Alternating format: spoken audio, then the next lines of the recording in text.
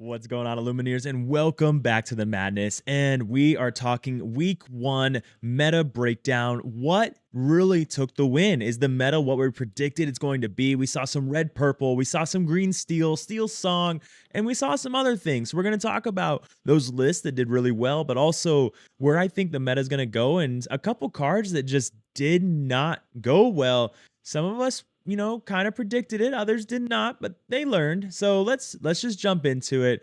And this is the first thing we have. So let me get my mug out of the way.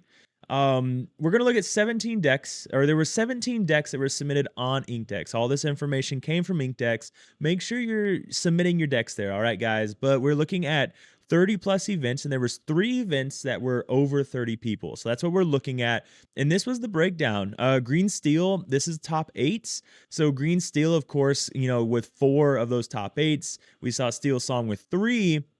And then we just kind of saw some other stuff. So Aggro Song, we saw 2 top 8 finishes. Red Purple, 2 top 8s. Even Red Blue. So for those of you that think Red Blue might not have a shot, it's still up there. And then, of course, 1 top 8 finish with Green Purple.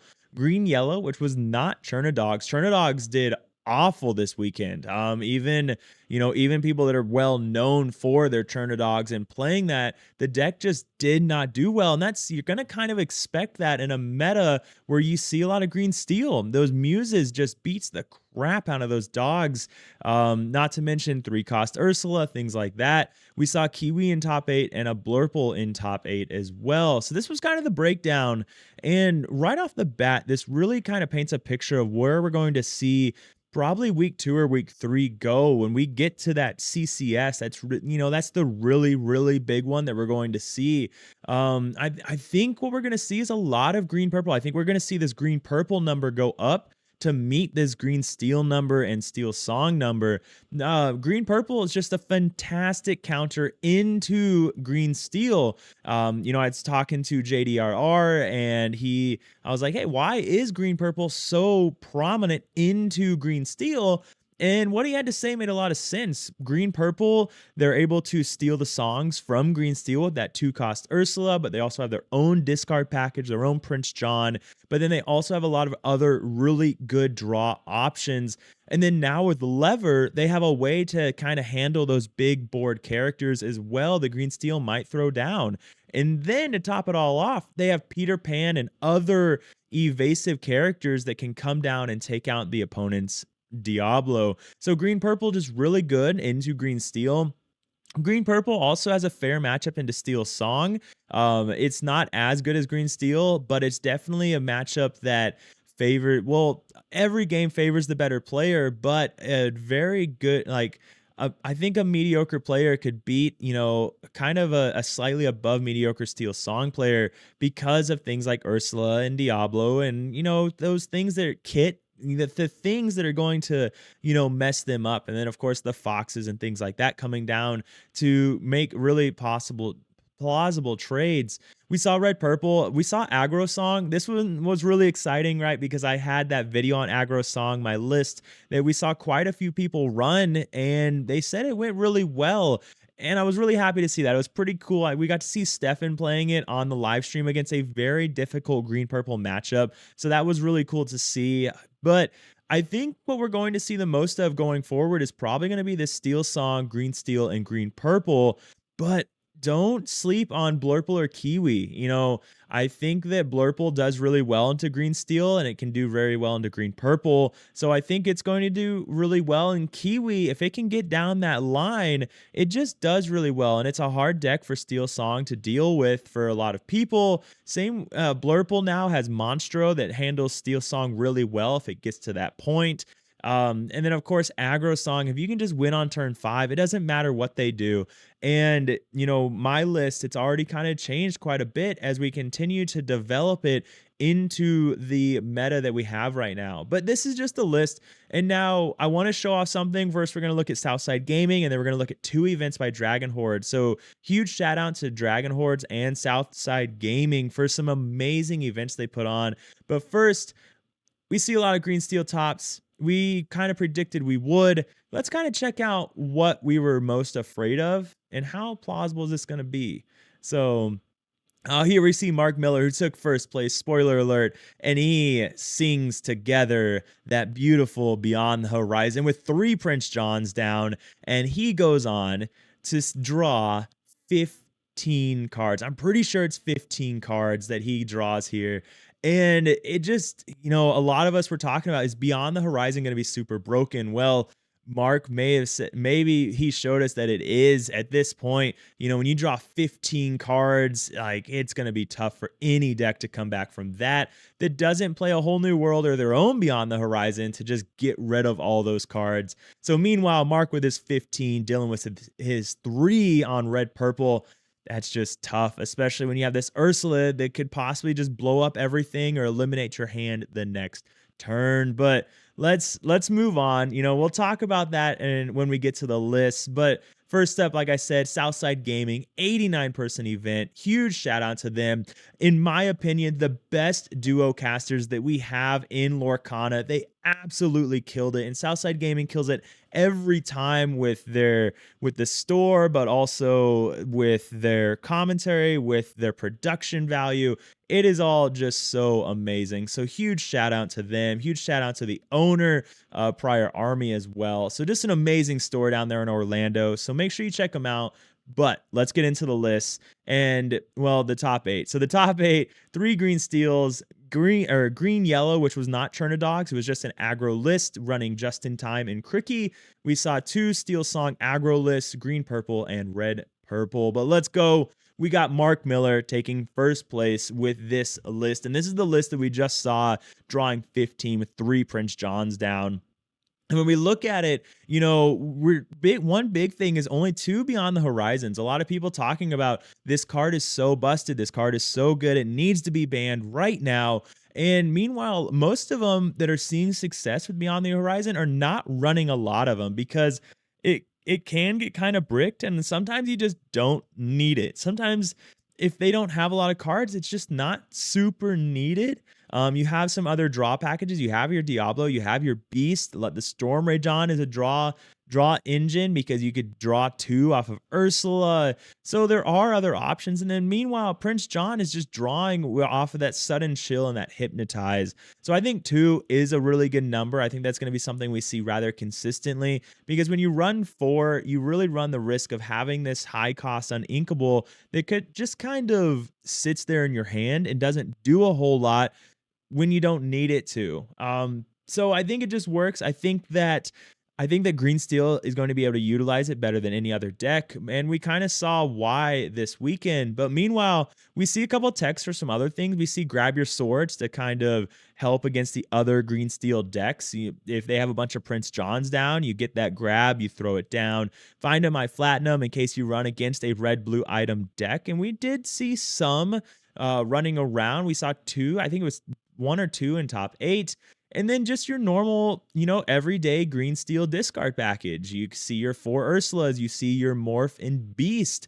And, speaking of Morph and Beast, one card that not everyone, a lot of people were really high on is Into the Unknown. It's the 3-cost song that your opponent's character that is exerted, you can throw it into their inkwell. And a lot of people were really high on this card. And you know what did not do well this weekend? Into the Unknown.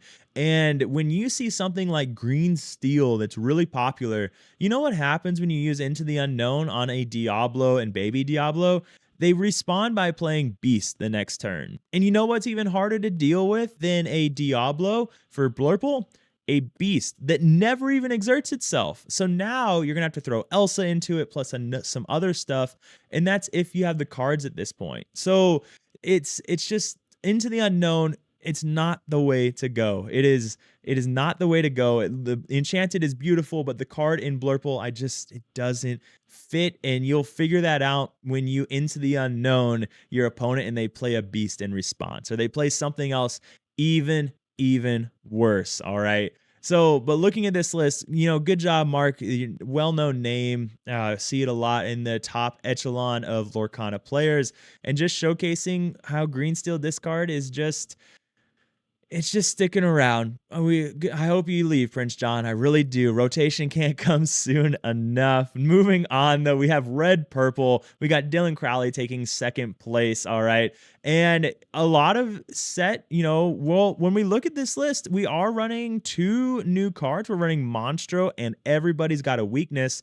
Everybody's Got a Weakness is it's a pretty cool card. Move one damage counter from each damage character you have in play to choose chosen opposing character. Draw a card for each damage counter moved this way. So I think that's a pretty cool effect. It gets a lot of draw going on. You have that fleeing damage, right, that you could throw onto something else. The one Monstro to help with that board clear. It's an kind of an inkable Be Prepared. Not quite the same, but it can work. Meanwhile, you do have the Finders Keepers, the friends on the other side to help draw as well.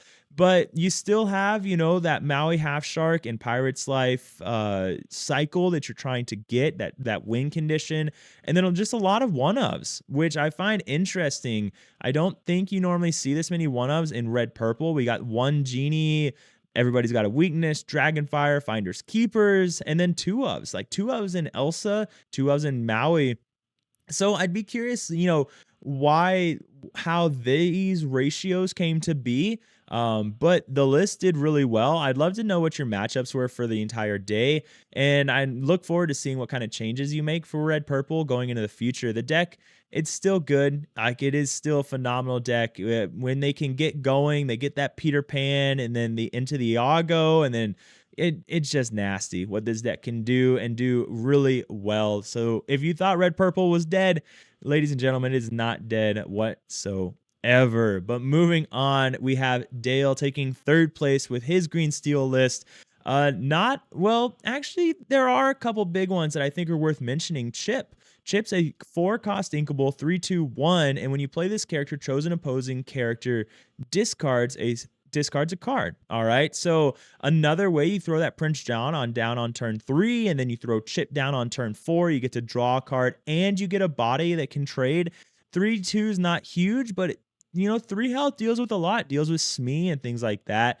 The Cricky to help you just fight back for board, which is nice. The 2 Beyond the Horizons, like we saw earlier. So yeah, I think the Chip is a fun card that you can add into Green Steel that just goes really well with a smooth line. You could go Diablo into Ursula, into Prince John, into Chip, into Beast. I don't know, things like that. And so I think it works really well. And I really like seeing Chip in these green steel discard lists. And well, we're seeing it in quite a few discard lists at that. Next up, though, we got Thiago taking fourth place with a green-purple list. And like I said, I think green-purple is going to see a lot of popularity in the very near future. It's never that popular of a deck in NA. It's more popular in EU, but I think that this deck is going to get some legs once they really figure out what ratios they really like. If we go back to the top 8, unfortunately, he did lose against that Steel Song. They're really hoping to see those Green Steel matchups. But Green Purple, it has a lot of legs it needs to be able to beat that Aggro Steel Song. Unfortunately, just not able to go and combat it quick enough, because Aggro Song, it's pretty fast. But looking at this list, we've got the levers, which are just phenomenal. We saw those put in a lot of work this weekend.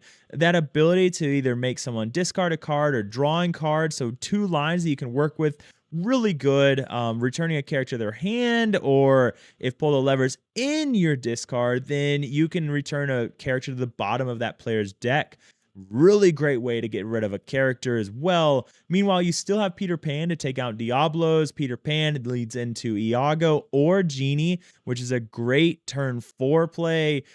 It's just good. Green Purple, it's just a good deck. And I think, I already said it, I think we're only going to see more of it. They just got to figure out what ratios do we want? Can we replace things like Bruno because we have the levers? Whatever it is, we need those Artabaxes, those Moes to really, get things going and kind of tell us what is the direction we want to go with Green Purple in a really heavy Steel Song slash Green Steel meta. Next up, we've got Justin on an Aggro Song list, and this one very Well, it's very similar to my lady and a rhino list, except a couple differences, right? Making it his own and what he likes to see.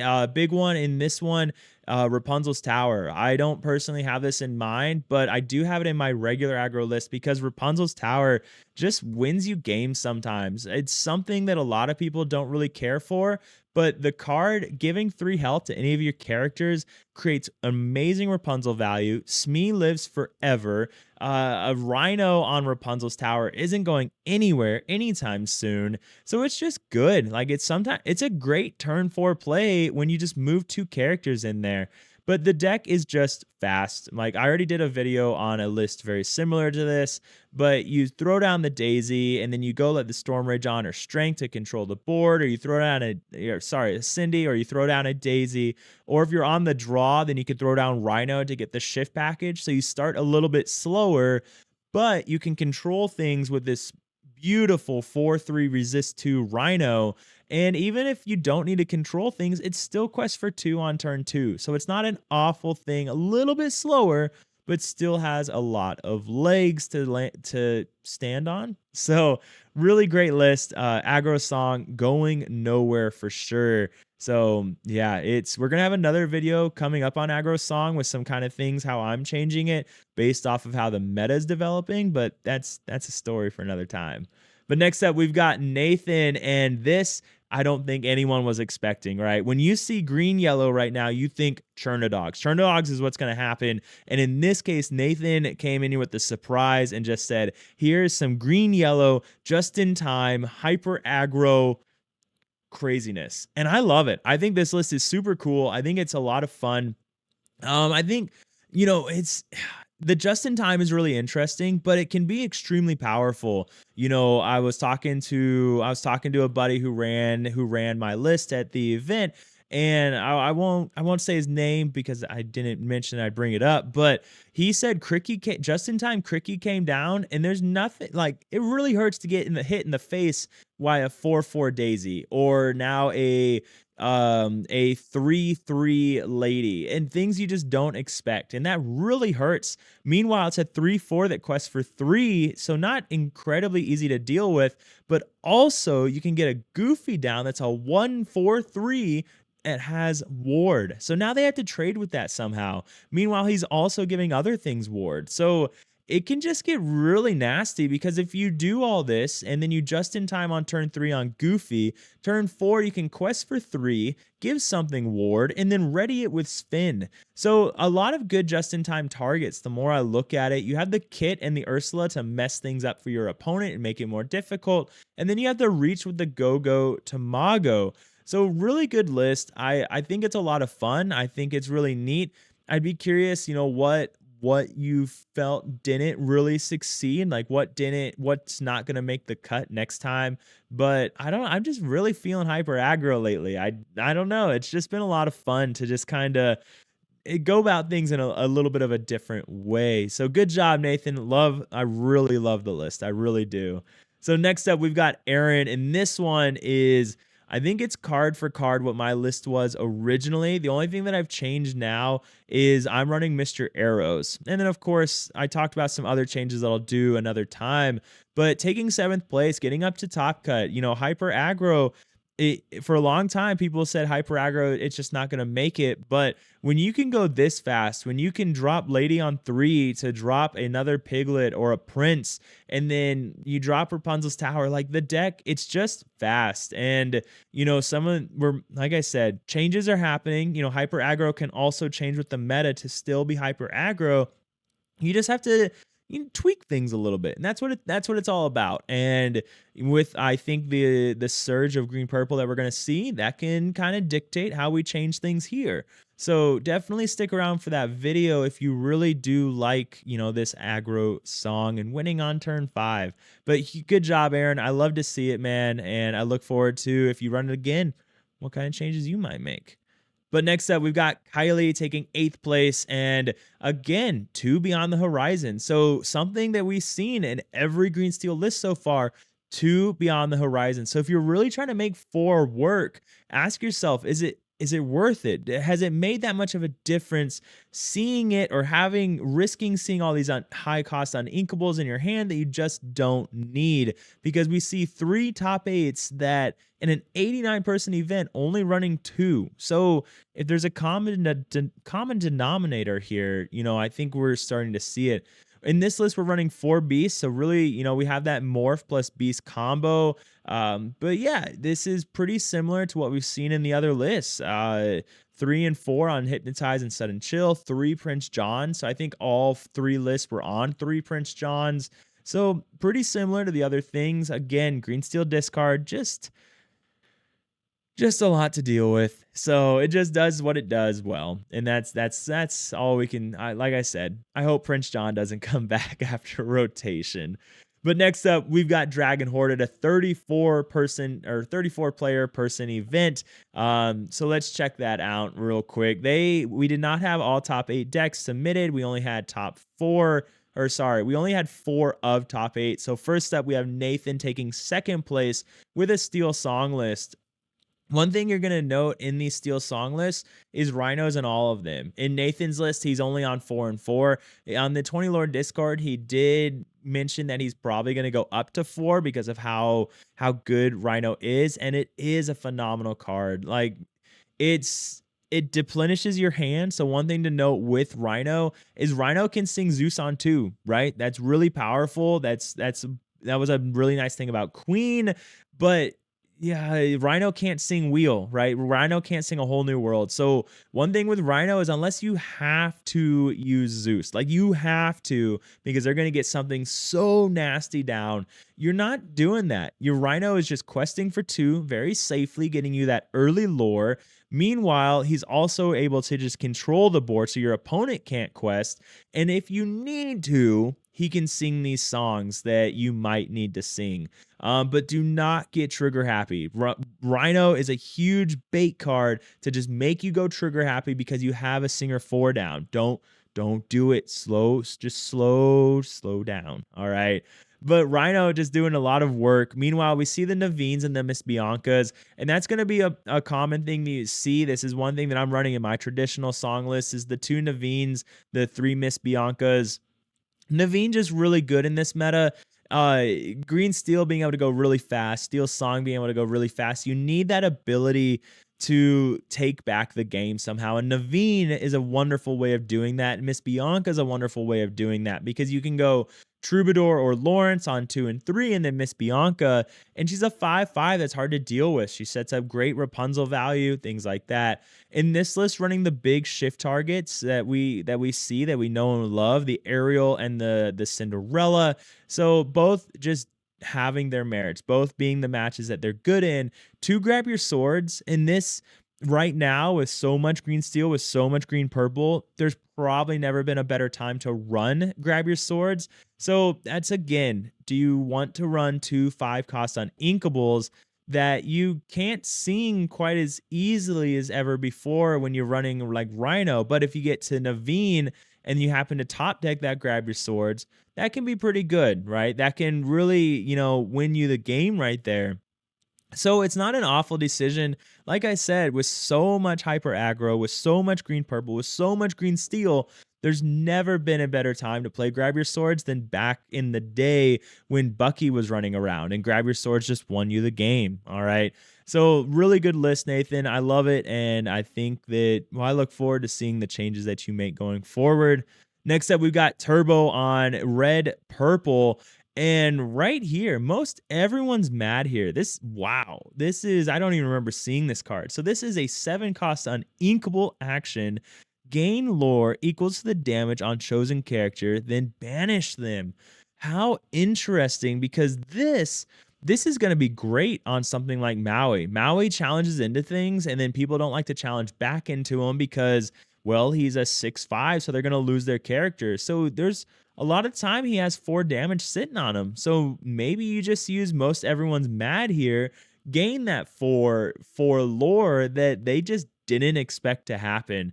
Like that's pretty nasty. I think that's really, really cool. And I really like that tech. And I'd be curious if you see this video, did it come down? Did it make a difference? Are you cutting it? Because I don't know. I think that's pretty neat. Madam Mim in here, giving you all your characters challenger. So something else a little bit different that, you just don't expect this sometimes. You're doing math, and you're like, all right, I'm safe here. Next thing they have these characters down, and then they throw down a Madam Mim, and it changes everything. The Iago now has 5 attack. The Moana now has 5 attack. Like it just Genie now has 3, and 3 is a big difference for a lot of different characters. So yeah, I think the list is great. We're running the Maui half shark and the Pirate's Life combo that we've seen, the Peter Pan. So it's again red purple, guys. It's not going anywhere. There's tons of different ways that we can build it right now. And I think that it's just going to continue to see success. And in a heavy green steel meta, red purple normally does pretty well. So just have to figure out how we're going to make it work and what we're going to do to make it work. So next up, though, we do have Eric taking top 8 with one of the red-blue lists, and this is the red-blue item list. We're seeing the Maurice's Workshop, and then this heavy control package of just the Sizus and the big Sizus. One thing to note, though, no Be Prepared in this list. So this list, it's only relying on Sizu to control the board. And then meanwhile, Scrooge McDuck, though, a great way to control the board. So you can't forget about that. Controls the board really well while also digging and finding you an item. So just trying to go really fast and quest to 20 with all these great items, feeding your Tamatoa. This Tamatoa, and then you just control the board with the baby Sizus, the big Sizu coming down on turn 6 most of the time. Well, even sooner, honestly, because you're going to be ramping. So, like coming down even sooner. So, turn 5, turn 4, probably not possible. I don't want to do the math right now, but turn 5 for sure coming down. So, it's good. I think the list can have some legs. It's still going to be hard to survive against hyper aggro, like even coming down on turn 5, but it's definitely possible. And then able to just go under a lot of lists. If red purple gets really popular, this list can probably just win before red purple can control the board and do what it needs to do to get to 20 lore. So I can see why the list did really well. So good job, man. Next up, we've got this individual taking top 8 with Blurple. All right, Sejarina.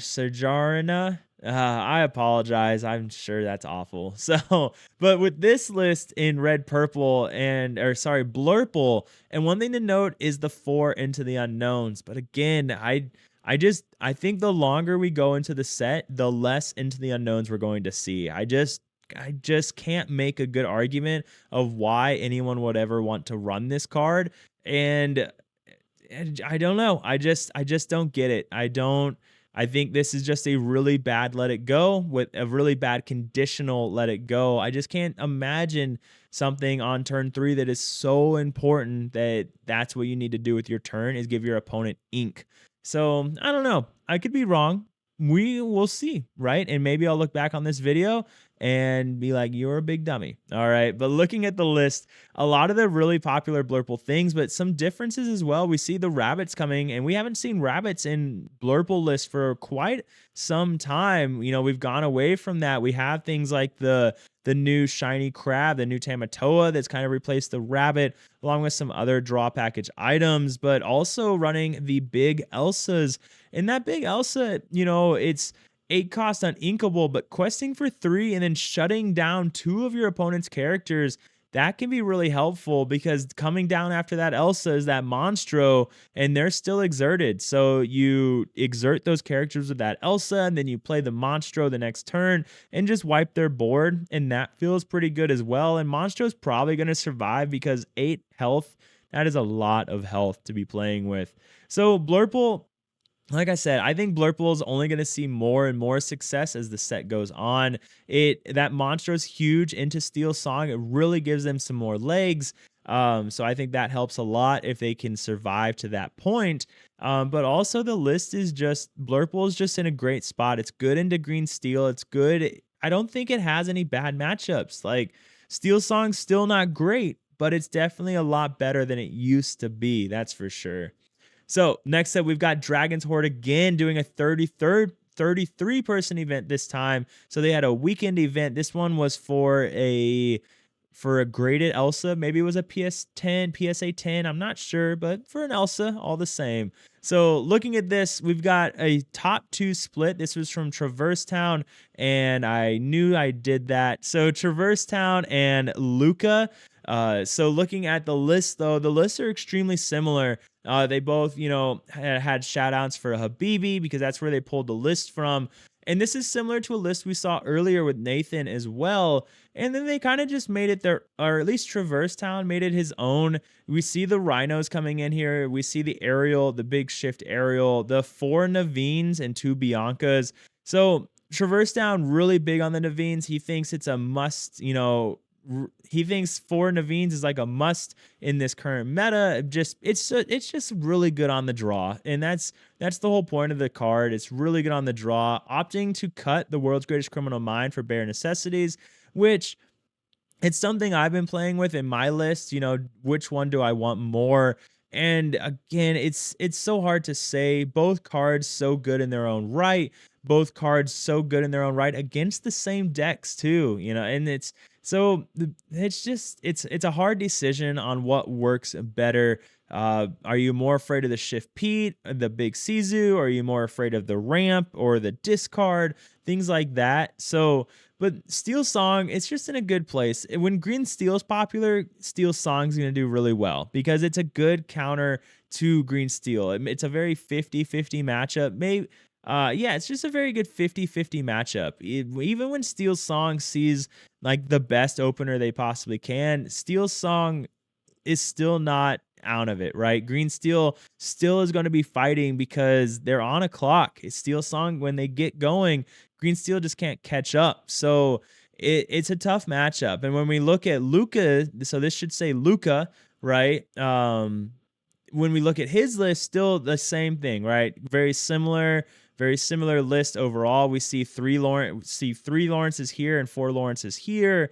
4 Naveen's, 2 Biancas, 1 Ariel, 1 Bare Necessities versus 2 Bare Necessities. So it looks like the only difference is the Lawrence and the Bare Necessities in the list. Just really wanting, those big Rapunzel targets. The Lawrence being a little bit better into that Chernodogs if you're worried about that.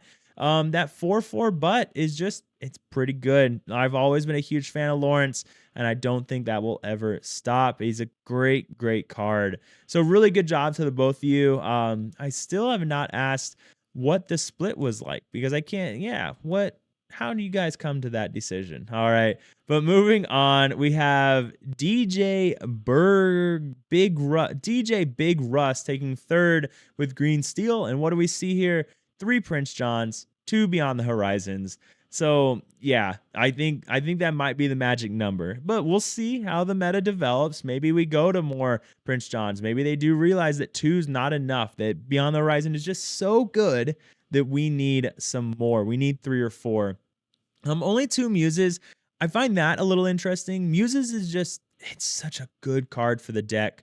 It is such a great way for the deck to be able to control the game and come back. So it looks like we cut the Muses for a 3rd hit or a 4th Hypnotize. So normally we see a 3/4 package and a 3 here. I don't know. I'd really want to see 3 Muses, I think. But just because Muses just wins you games sometimes. Like there's no doubt about it. You go Prince John into Muses and you just draw cards and bounce their characters. It can go crazy. It really, really can. So I don't know. Let us know. If we see you again, are you going to go up to that 3 or is 2 the magic number? All right. So next up, though, we do see Eric, and Eric, the exact same list, actually. He made top 8 the day before, made top 8 again with Red Blue, decided to run the exact same list, and I don't believe there's any changes if we go back enough. 2, 3, that was the one I wanted to look at. So we're at 2 Brawls, 3 How Far I'll Goes, and today, 2 Brawls, 3 How Far. So same list. But yeah, taking top 8 again, man. So, the only Red Blues that we see in top 8 of decks that got published for 30-person events. So good job, man. Consistency, right? As you try and figure out what do I need to run in this new meta? Maybe that goof does need to come out. So that goof being able to hit into the piglets and the ladies and things like that. I don't know. I don't play red blue. Not my cup of tea by any stretch of the imagination. But I'm sure you guys will figure it out for sure. But ladies and gentlemen, that is all the list. We'll kind of go all the way back to the beginning here. To this one right here. And again, so while we end, these are the colors that were most represented in 3 events, the top 8s, the 7 of the 17 decks submitted. You'll notice there is one Kiwi here. His list wasn't submitted, but he was in a top 4 at one of the events, an extremely close match between Traverse Town and the Kiwi deck that came down to game 3, I believe. So Kiwi, it's there. It's got a lot of things that Arthur's pretty good. Of course, the